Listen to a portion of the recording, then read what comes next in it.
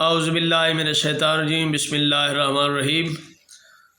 آج ہم ایک اہم موضوع پہ بات کرنا چاہتے ہیں کہ جو بھی قرآن پڑھتے ہیں، قرآن پڑھنے سے پہلے رموز اوقاف کا سمجھنا بڑا ضروری ہے۔ اگر آپ کو رموز اوقاف نہیں آتے تو پہلے رموز اوقاف سیکھیں، پھر اس کے بعد قرآن پڑھیں۔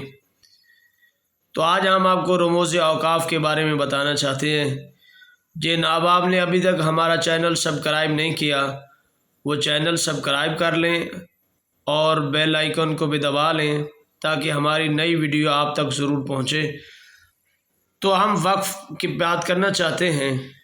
پہلا ہے وقف میں یہ گول دائرہ۔ یہ گول دائرہ قرآن کی آیت پہ جب ختم ہوتی ہے تو یہ لکھا جاتا ہے۔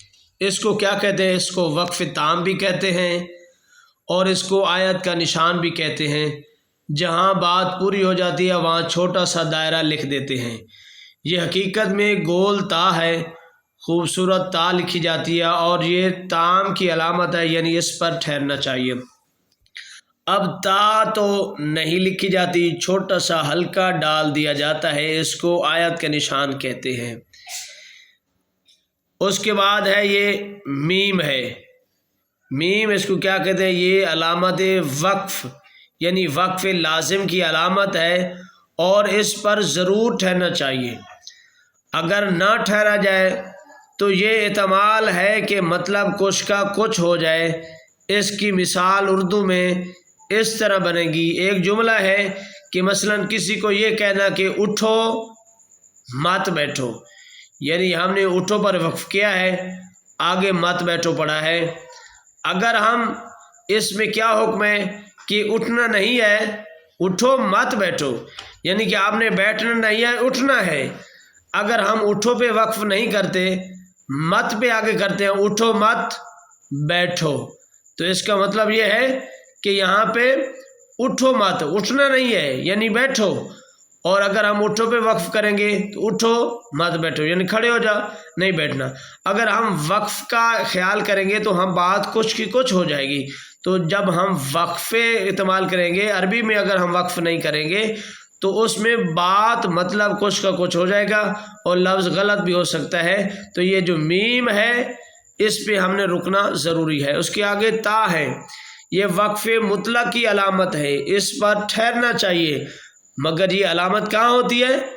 وہاں ہوتی ہے جہاں مطلب تمام نہیں ہوتا اور بات کہنے والا ابھی کچھ کہنا چاہتا ہے، وہاں پہ تا ہوتا ہے تو یہاں پہ بھی ٹھہرنا چاہیے۔ آگے جی میں یہ وقف جائز کی علامت ہے، اس کا مطلب ہے یہاں پہ ٹھہرو تو بھی ٹھیک ہے، نہ ٹھہرو تو بھی ٹھیک ہے، ٹھہرنا جائز ہے۔ آگے یہ زا ہے، یہ علامت وقف مجوز کی ہے، یہاں نہ ٹھہرنا بہتر ہے، یہاں نہیں رکنا چاہیے۔ اور سواد ہے، علامت وقف مرخص کی ہے، یعنی یہاں ملا کر پڑھنا چاہیے، لیکن اگر کوئی تھک کر ٹھہر جائے تو یہاں رک سکتا ہے، یعنی سواد میں نہیں رکنا چاہیے، ملا کر پڑھنا چاہیے۔ اگر کوئی تھک جائے تو رک سکتا ہے، ٹھیک ہے نا، لیکن ملا کر پڑھنا بہتر ہے۔ آگے ہے سلے، الوصل الاولیٰ کا اختصار ہے، یہاں ملا کر پڑھنا چاہیے۔ اور آگے کاف ہے، کیلا علیہ الوقف کا خلاصہ، یعنی یہاں بھی نہیں ٹھہرنا چاہیے۔ آگے ہے سل، قد یوسلو کی علامت ہے، یعنی یہاں کبھی ٹھہرا بھی جاتا ہے اور کبھی نہیں، لیکن نہ ٹھہرنا بہتر ہے۔ اس کے بعد آتا ہے کف، یہ لفظ کف ہے جس کے معنی ہے ٹھہر جاؤ، اور یہ علامت وہاں استعمال کی جاتی ہے جہاں پڑھنے والے کے ملا کر پڑھنے کا احتمال ہو، شک ہو، تو اس لیے وہاں پہ کہا جاتا ہے رک جاؤ۔ آگے ہے سکتہ، سکتہ کی علامت ہے، یہاں کسی قدر ٹھہرنا چاہیے مگر سانس نہ ٹوٹے، یعنی رکنا بھی ہے لیکن اس کے اندر سانس نہیں توڑنا چاہیے۔ وقفہ لمبے سکتہ کی علامت ہے، یہاں سکتہ کی نسبت زیادہ ٹھہرنا چاہیے لیکن سانس نہ ٹوٹے۔ سکتہ اور وقفہ میں یہ فرق ہے کہ سکتہ میں کام ٹھہرنا ہوتا ہے اور وقفہ میں زیادہ ہوتا ہے۔ آگے ایک لام الف لا، جس کے معنی ہوتے ہیں نہیں، یعنی یہاں نہیں رکنا چاہیے، ملا کر پڑھنا چاہیے۔ آگے کاف ہے، یعنی جو پہلے بات ہے یہ سمجھی جائے۔ ایک اور بات سمجھانا چاہتے ہیں، ایک بہت بڑی اہم بات ہے اور آپ نے اس میں غور کرنا ہے۔ یہ 3 نقطے آتے ہیں اور جب بھی آتے ہیں یہ اکٹھے آتے ہیں، یعنی 2 لفظ پہلے یا 3 لفظ یا ایک آیت پہلے 3 نقطے ہو گئے، اس آیت کے بعد 2 پھر 3 نقطے ہوں گے، یا 4 لفظوں کے بعد ہو گئے. تو یہاں پہ یہ ہوتا ہے کہ ایک جگہ پہ رکنا ہے اور ایک جگہ پہ نہیں رکنا.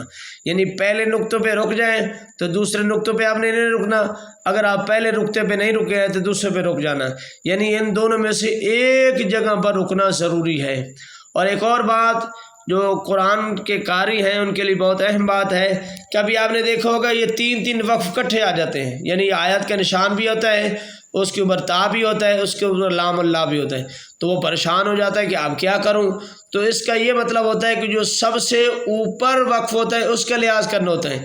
یعنی یہ نیچے والا جو ہے نا گول تا آیت کا نشان، یہاں رکنا ضروری ہے، تا یہاں بھی ٹھہرنا چاہیے، لیکن لام اللہ کا مطلب ہوتا ہے نہیں ٹھہرنا، تو ہم نے لام الف لا کا خیال کرنا ہے، نیچوں کو ہم چھوڑ دینا ہے. دوسری مثال ہے یہ گولتا بھی ہے، لام الف لا بھی ہے اور میم بھی ہے. میم وقف لازم ہے تو ہم نے میم کا خیال کرنا ہے، نہ لام اللہ کا کرنا ہے نہ ہا کا کرنا ہے. تو ضروری ہے کہ اگر ہم یہ وقف کے ساتھ قرآن پڑھیں گے تو صحیح مطلب ہوگا. اگر وقفوں کے بغیر قرآن پڑھیں گے تو قرآن صحیح نہیں ہوگا، مطلب غلط ہو جائے گا. اللہم صلی علی محمد و علی محمد.